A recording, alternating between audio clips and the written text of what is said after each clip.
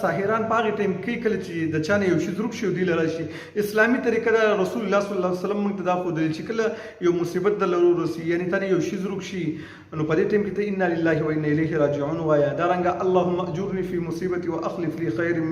خیرا منها دغه دعا ووایه دا د نبی صلی الله علیه وسلم طریقه ده نو که چېرته تا نه هغه شي ورک شوي هغه به تاله واپس میلو شي او که میلو نه شو د هغې نه به الله رب العالمین بهترین درکړي خو د چا چې د اسلام سره تعلق نه وي نو هغه کوشش کوي چې یاره چېرته جادوګر له ځان ورسي وجه دا ده چې د هغه عقیده دا چې دا کوم شي ورک شوی دی پیریان دا شیز ویني لیکن زموږ دا عقیده ده چې په غیب باندې نه پوهېږي مګر رب العالمین نو دا انسان چې کله ساحر ته راشي ساحر ورته وایي جادوګر ورته وایي ته یو نابالغه ماشوم راوله نابالغه ماشوم هغه ځان سره راولي داسې نابالغه ماشوم چې هغه اودس هم نه وي کړی نو کله چې ساحر له راشي نو د هغه په لاس باندې یو مربع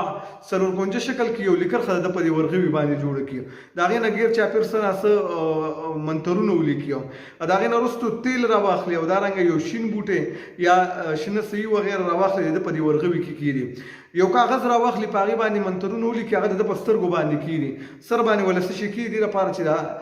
پاڼه او دا صفحه چې د ده د مخ نه پرېنوځي د دې نه وروستو دا په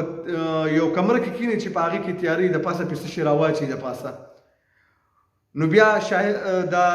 جادوګر چې خپل منترونه شروع کړي نو چې منترونه شروع کړي نو د باندې خو تیارې نو ده ته وایي رڼا شوله د ده په سترګو باندې خو یو رڼا غوندې راشي دا یو خیالي غوندې خبره ده رڼا غوندې ور باندې راشي